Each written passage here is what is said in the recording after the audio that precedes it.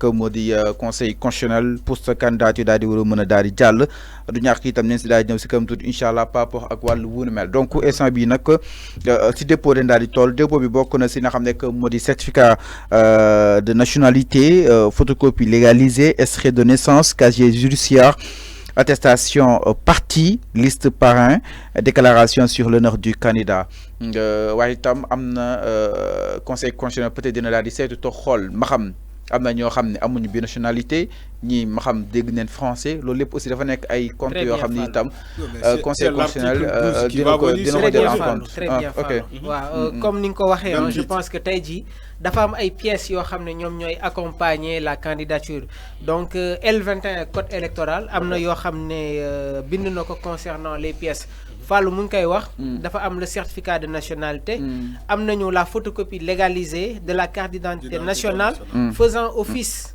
de carte d'électeur aussi am na li nga xamante ne moom mooy extrait d'acte de naissance datant au moins 6 mois 6 mois aussi casier judiciaire datant de 3 mois léegi sànq je pense que tu étais en communication avec le juriste Pape Moussa Sow ñi ngi ko doon bàyyi waale xel nee na casier judiciaire bi dafa war a dater aussi 3 mois ba au moment ñuy wax ni le casier judiciaire de Ousmane Sonko amul dara parce que yaa ngi koy wax léegi amul benn dossier boo xam ne am na une condamnation définitive amul li nga xamante ne moom mooy l'autorité de la chose jugée léegi aussi amaat na beneen attestation par laquelle Fallou mi ngi koy wax un parti légalement constitué wala coalition de partis wala une entité regroupant li nga xamante ne moom mooy des personnalités indépendantes à investir l'intéressé en qualité de candidat am na aussi li ñuy woowee la liste des électeurs parrainés maanaam le candidat day présenté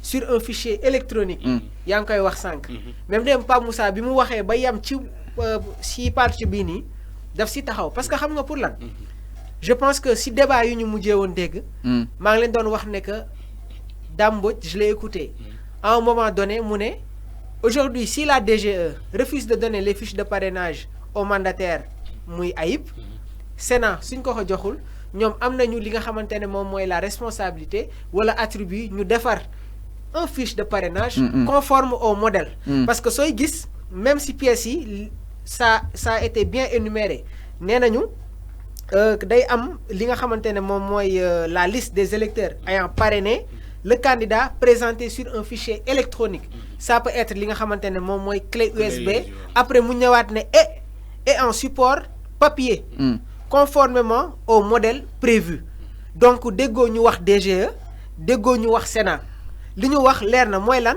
en support papier conformément au modèle prévu par l'article 57 du présent code. xam nga lii leer na. il n'y a pas été énuméré. ne que il faut nga dem DGE moom moo la war a jox fiche de parrainage yi pour nga dem wuti ko. donc quand j'ai écouté le juriste Pape Moussa Sow mu appesanté aussi wax si je me suis dit que ok donc tey jii nii Dame Mbodj kàddu yi nga xam ne mi ngi ko doon wax donc fii lay ñëwee. léegi nag ñu ñëw ne la cette liste doit comprendre des électeurs représentant un minimum de 0,6 à 0,8 max du fichier général. Une partie des électeurs doit provenir obligatoirement de cette région. Les régions bu nekk il faut que mu am li nga xamante ne moom mooy 2000 parrains électeurs yoo xam ne dinañ nekk ci fiche yi léegi nag mu dem ne au moins à raison de 2000 par région administrative ou juridiction diplomatique ou consulaire.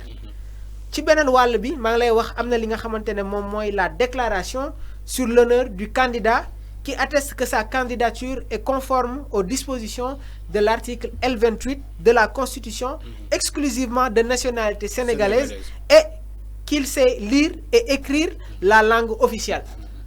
jamono yéene am na benn polémique bu ñu soulevé woon ci benn candidat boo xam ne amaan na sax keneen. Pape Moussa sax dégg naa mu ne am na ñaari candidat amaat na keneen koo xam ne il est candidat à la candidature. te ñëpp leen xam. te ñooñu peut-être que il ne respecte pas. l'article L28. effectivement mu continuer. mais bëgg naa xam keneen kii à part Karim Wade. une déclaration sur l'honneur par laquelle le candidat atteste être en règle avec la législation fiscale du Sénégal. Une quittance confirme par une attestation signée du directeur général de la Caisse de dépôt et de consignation attestant du dépôt de caution. ce sont ces éléments, ce sont ces pièces-là que le pôle d'avocats d'Ousmane Sonko a remis au Conseil constitutionnel. Légui Pape Moussa dafa poser benn question ne li ma énuméré nii ban la si Ousmane nekkul en règle ñu ne ko c'est les fiches de parrainage mu bamtuwaat ko ne le Conseil constitutionnel n'a pas précisé wul fiche de parrainage yi fan la war a jóge mu jaar si jaaraat si encore une fois donc li ñu mën a jàpp actuellement mooy Conseil constitutionnel précisé wul que ni fiche de parrainage dafa la liste des électeurs forcément à la des DGE électeurs ayant parrainé le candidat présenté sur un fichier électronique clé USB et en support papier mais on a quand même support papier conformément au modèle prévu par l'article L57 du présent code. Mais après on a nous des questions. Effectivement des questions certes pas Moussa xam na ko mais tey dañoo indi lu bees sa nga xam ni itam mooy daan déjà mooy la numérotation exactement te numérotation boobu noonu le Conseil constitutionnel wala daal di war a mën a sukkandiku pour trier Sonko ba numéro la war a mën a nekk. Ouais, mais il faut. Gis nga légui dès lors le dernier numéro. Même le juriste en a parlé. Non, Fallou, non, attends, Arfan. Même le juriste en a parlé. Ok, kan mooy dernier numéro bi ok. Buñ ko laajee aussi concernant les chiffres. daf ne amul li nga xamante ne moom mooy une grande valeur wala importance. Il a bien précisé ça. Mais yaakaar naa si liñ sukkandiku pour woote. c'est-à-dire décompte bi. Il a bien précisé sur le cas là. Fallou xam nga fan moo doon am problème. ñoom ñu dem Conseil constitutionnel di déposer seen dossier ñu refuser leen ko. Au moment où le Conseil constitutionnel en passant par le greffier accepte la validité du dossier moo lay war ne que peut-être Ousmane Sonko est conforme aux règles parce que Cheikh Bara bi ñu ko invité sur un plateau nee na moom bi mu demee auparavant est-ce qu'il y avait un greffier au niveau du conseil amul woon mais nee na greffier bi du jël dossier boo xam ne matul c'est ce qu'il a dit nee na moom bi mu demee di déposer greffier bi du jël dossier boo xam ne matul donc aujourd'hui la conclusion qu'on en tire si donc le greffier dossier bi de Ousmane Sonko a été bel et bien reçu mun nañ jàpp ni que peut-être c'est conforme aux règles. Ok. Léegi nag concernant les manquements. mais que le problème si greffier bi un peu greffier bi du jël dossier boo xam ni matul ma yaakaar ni peut-être lu mat ak lu matul Conseil constitutionnel après day convoqué waat may les candidats 2 jours pour ñu dem mottali seen ay bagages exactement. xam nga parce que le greffier n'est pas censé pour jël kii mat la na wala kii mat la wul. mais xam da nga nga koo indi moom day dem directement. xam nga maa ngi lay wax xam nga maa ngi lay wax. léegi nii si effectivement équation la maa ngi lay wax léegi ne la pour une première greffier moo lay dalal. récupérer que le dossier. Effectivement, c'est le Conseil constitutionnel qui valide. Qui invalide. Mais aujourd'hui, est-ce qu'il n'y a pas des conditions préalables yoo xam ne moom moo tax ñu teg fa ce greffier là. Mais des conditions préalables moo tax chaque élection dañuy gis ni am na ñoo xam ni dañuy dem utiwaat yeneen dossier Conseil constitutionnel peut-être def na ko système que ni mel na leen 2 jours këyit bu manqué wala kon dara loo xam ne wala kon benn extrait bu passé. yooyu est-ce que greffier mu si tenir en compte. parce que aussi après. mooy deuxième tour Conseil constitutionnel. xam nga wax naa la le dossier de Ousmane Sonko est un dossier exceptionnel. Exceptionnel, c'est ça. Parce que aujourd'hui si on parle de preuves. ok ñoom am nañu des preuves tangibles yoo xam ne suñ ko tegee si biir si kaw table bi appliquer la droiture du droit. dañuy am gain de cause. parce que fépp foo xam ne dem nañ fa.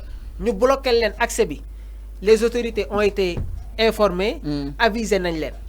Et le pire dans tout ça avant-hier maître Clédor Ciré Ly dafa dem buntu daaf. bëgg a dugg ñu interdire ko les images sont là. Ça fait partie des preuves yoo xam ne ñoom ils peuvent l'amener au Conseil constitutionnel. moo tax gis nga l'affaire Ousmane Sonko mi ngi ci beneen dimension. parce que sur le plan juridique Ousmane a gagné la bataille. parce que quand tu remportes 2 procès de 2 tribunaux différentes mais cela veut dire que tey jii yow lépp li nga xam ne yoon may na la ko dem nga ko saisir tey am nga ci gain de cause. léegi nag Arfan mi ngi koy wax moom nee na le Conseil constitutionnel fait peur effectivement mais man jàpp naa ne que dans ma perspective dans ma propre conviction à travers les 2 décisions qui ont été rendues par les tribunaux. Le Conseil constitutionnel s'ils font de la haute politique en disant li nga xamante ne moom mooy le droit Ousmane Sonko sera candidat sur les élections de 2024 exactement alors peut-être mu nekkoon benn débat bu passionnant diggante man ak Mamour par rapport ak dépôt bi conseil constitutionnel peut-être le greffier il est censé pour jël ko alors Cheikh Abdou Bara Mbacké Dolly nee na sur place liste wala kon ku sa dossier doyul wala kon ku sa dossier insuffisant da lay rejeter donc conseil constitutionnel donc lépp lu fa dem comme day jàll pour mën a réussir son parrainage donc dans ce cas de figure conseil constitutionnel ne fait que compter pour valider les dossiers est-ce que loolu dal na xel parce que instant bi nag rien n'est encore acquis je pense bien. Écoutez, élection c'est comme un concours. C'est des candidats qui concourent à être président de la République dans ce pays.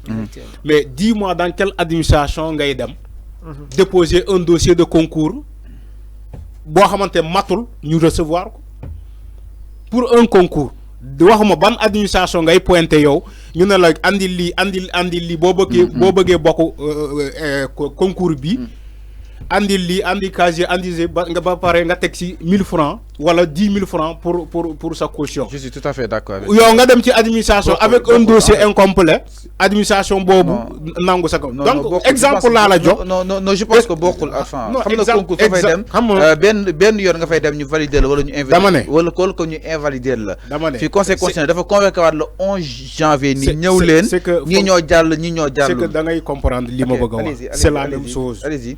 Le greffier qui est là-bas, qui se sert de récupérer les dossiers, il est là comme administrateur. Il récupère les dossiers. C'est pas lui qui valide, c'est pas lui qui moi chambar dossier. Voilà. Maintenant, mais le greffier, il est là-bas avec comme adresse avec une consigne. Il est là-bas avec une consigne. Diou bo allié li ak li ne recevoir quoi? Tu crois qu'il n'est pas là avec une fiche de dossiers à recevoir? Mais bien sûr, c'est une administration. Donc il peut pas invalider, il peut pas valider le greffier. Mais mon tamit dañ ko né diou bu andi dossier bi bul accepter dossier bi. Donc greffier bi mom mën na rejeter. Mën na ko rejeter parce que ce dossier matul. Non, attends, c'est des élections présidentielles du tiaxan tamit Serigne Fallou. On est dans un pays sérieux, soyons sérieux. Maintenant, vous voulez que Ousmane Sonko, il amène un dossier incomplet au niveau du Conseil constitutionnel. Le Conseil constitutionnel récupère le dossier. Non, man, je que c'est le cas. Que ça soit avec les formes de documents, le greffier a pris le risque de récupérer le document, donc les dossiers de Ousmane Sonko. Man jàpp ma ni que caaxaan dem na ba foo xamante Ousmane Sonko il matalu loolu ñu recevoir ko maintenant li nga wax c'est le cas day convoquer à partir de la semaine prochaine tey la ñuy boucler day convoquer à partir de la semaine prochaine pour mandataires yi ñëw xool bu fekkee il y a manquement ñu compléter ko avec un délai court de 48 heures bu fekkee yow da nga am doublon ñu wax la da nga am doublon bu fekkee da nga am ay parrain en réserve pour nga mën a compléter loolu nga compléter bu fekkee sa këyit dafa